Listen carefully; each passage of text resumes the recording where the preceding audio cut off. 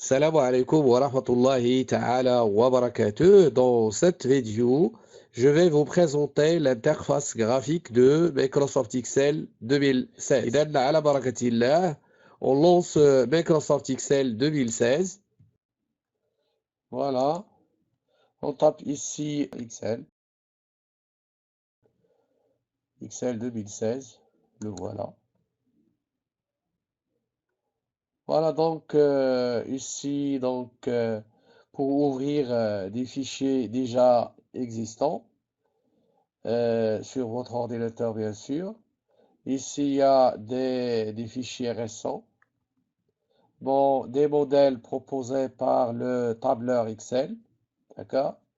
Et ici donc pour ouvrir un nouveau classeur.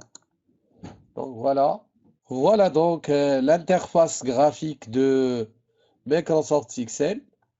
Donc ce bouton, elle permet de fermer ce fichier. Donc celui-là de redimensionner et de réduire bien sûr ce fichier. Alors ici, il y a le nom du fichier, par défaut classeur 1, et Excel, donc c'est le type de fichier. En haut à gauche, il y a cette barre d'accès rapide. Elle contient le bouton enregistrer, annuler, rétablir.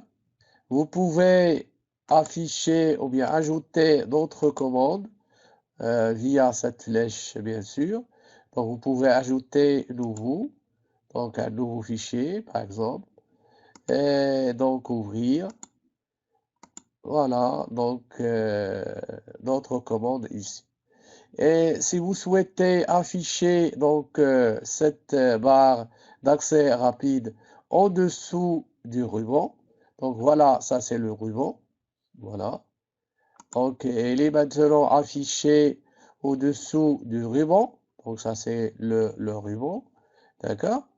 Vous pouvez l'afficher soit en bas du ruban, soit en haut du ruban, voilà.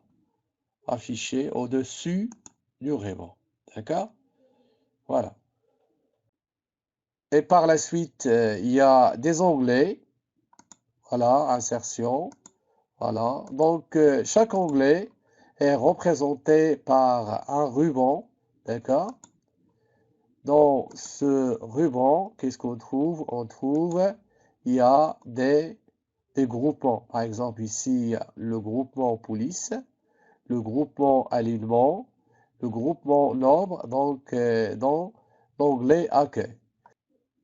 Donc chaque ruban est représenté par un ruban, sauf l'onglet fichier. D'accord? Voilà l'onglet fichier. Donc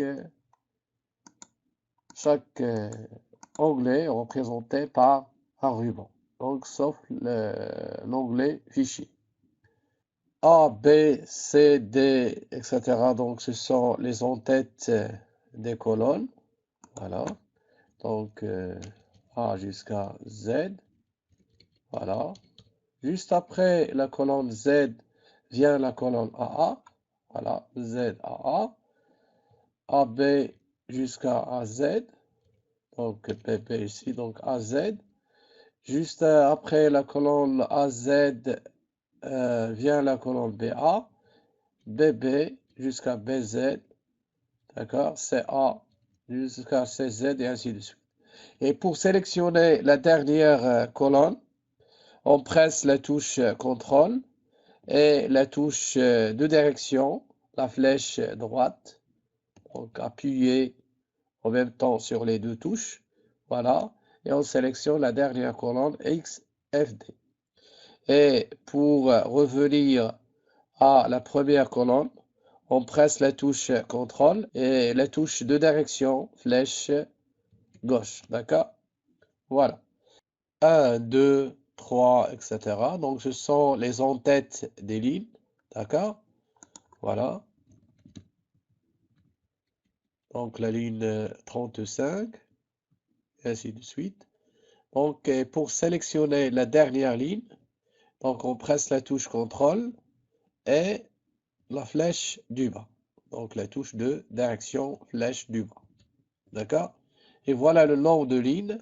1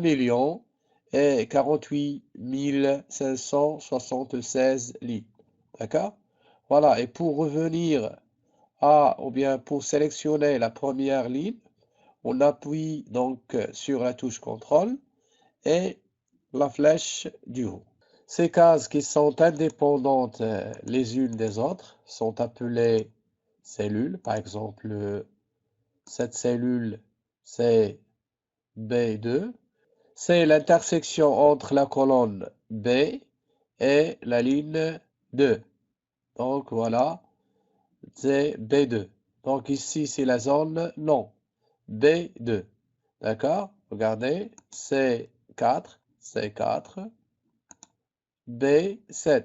Prenons maintenant une cellule quelconque, n'importe quelle cellule. Par exemple, voilà. Donc Z par exemple, voilà, donc Z100. D'accord? Et saisissez par exemple ce prénom, Rachid. D'accord? Revenons, bien sûr, en utilisant le raccourci clavier contrôle avec la flèche gauche et la flèche du haut. Bon, pour sélectionner la cellule A1, voilà. Et donc maintenant, si vous souhaitez activer la cellule qui contient le prénom Rachid. Donc voilà, vous saisissez uniquement l'adresse ou bien la référence de la cellule. C'est Z, combien? Z100. D'accord? Alors, la cellule est bien sélectionnée et on supprime le contenu de cette cellule. Voilà. Et on resélectionne A1. En bas, on trouve l'onglet Feuille 1. Donc, on peut renommer cet onglet. Par exemple, on fait un clic droit, renommer par exemple F1 ou bien n'importe quel nom. D'accord? Donc, cet onglet peut contenir des pages, bien sûr. D'accord? Sous forme des tableaux, etc. Et vous pouvez ajouter donc d'autres feuilles, donc feuille 2, F2 ou bien un autre nom bien sûr. Voilà, feuille 3, feuille 4 et ainsi de suite. Bon, on revient à notre feuille numéro 1. Le rôle principal de l'Excel est d'effectuer bien sûr des calculs, des représentations graphiques, etc. D'accord? Donc, on prend un exemple, par exemple ici, désignation.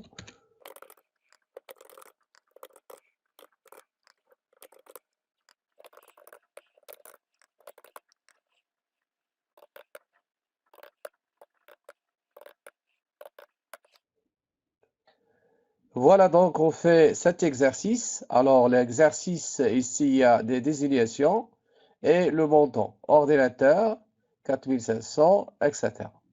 Ici, le but est donc de calculer le total. Voilà, donc pour faire le calcul ou bien pour indiquer à Excel qu'il s'agit bien d'un calcul, il faut commencer par le signe égal à retenir par cœur, d'accord? Bon, ici 4500, elle est dans la cellule B2, on clique sur B2 ou bien on saisit B2, d'accord? Plus B3 plus B4 plus B5 plus B6. D'accord? Voilà. Et on valide avec la touche Entrée ou bien à l'aide de ce bouton. D'accord? Voilà. Donc ici, donc on a bien calculé le total des montants. D'accord?